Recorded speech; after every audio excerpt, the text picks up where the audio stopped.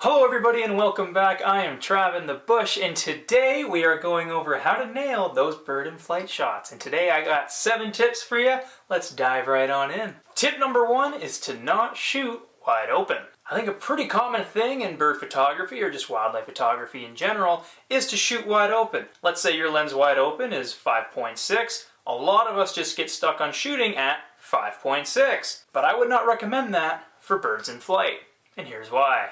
Shooting wide open will get you great depth of field, which is normally awesome. But for birds in flight, that's not always awesome. The main reason being is because when we're shooting birds in flight, we're not often using something like single point autofocus. We're using a larger area of autofocus when shooting the bird in flight, which means that the eye may not be perfectly sharp. Using a more narrow aperture like f8 or f10 will allow us to get more of the bird in focus versus using a wider aperture like 5.6 where yes, you're going to get a blurrier background, but if that focus point focused more on the body than it did the eye, chances are that eye might actually be out of focus. And we know that in bird photography or just wildlife photography in general, getting the eye in focus is number 1. We always want that eye in focus, so shoot with a narrow aperture. Tip number 2 is to use a fast enough shutter speed. Just to give you a quick guide of what I like to use for shutter speeds for birds in flight. For large birds, I use 1/1600 to 1/2500.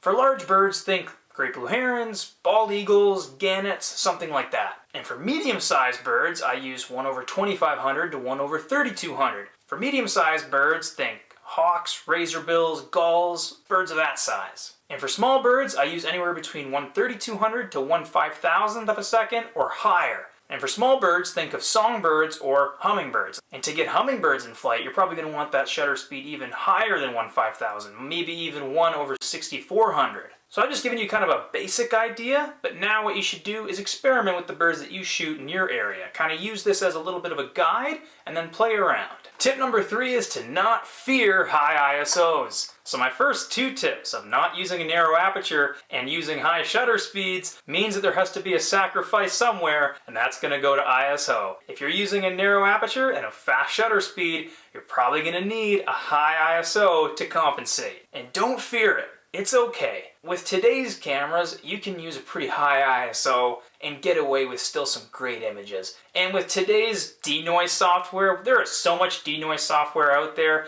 with Lightroom Classic, Topaz Denoise, and tons of others. Shooting with a high ISO is nothing really to worry about anymore. So don't fear it, raise it up, shoot away. Now for this next tip, just bear with me. I'm going to contradict what I just said, but there's a reason and it's just personal taste.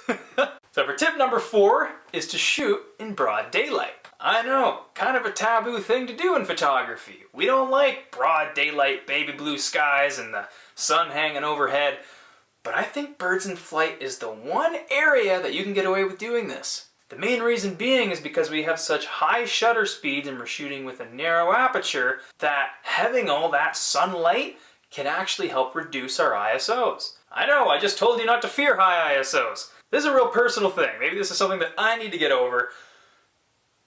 But I'm going to always tell you guys, and a lot of other people on YouTube are going to tell you this as well, to not fear high ISOs. My own personal opinion, I don't like high ISOs. Nobody can ever tell online if I post something on Instagram that I use denoise. Nobody ever calls you out on it or anything. But for my own personal photos, I can always tell. I always know if I put it into denoise, and I just don't like it. I don't like it. I would rather have the photo way better out of camera than have to use denoise. It just gets this soft look to it where it just looks overcooked, and I just don't like it. Anyway, someday I'm going to go on a big rant about what I really think about shooting with high ISOs, and someday I hope to put that video up here. Getting back on topic of why I recommend shooting in broad daylight for birds in flight, main reason being that harsh sunlight can actually act as an advantage. Here are a bunch of examples of shots of seabirds that I shot in the middle of the day on a boat. Now keep in mind, the sun was behind me and there was a little bit of overcast that day. Not a lot, just enough that I was able to shoot with high shutter speeds, a narrow aperture, and I was able to keep those ISO numbers pretty low. So don't be afraid to shoot birds in flight on harsh, bright, sunny days. Tip number 5 is something that I feel doesn't get said enough, and that's to set realistic expectations for yourself.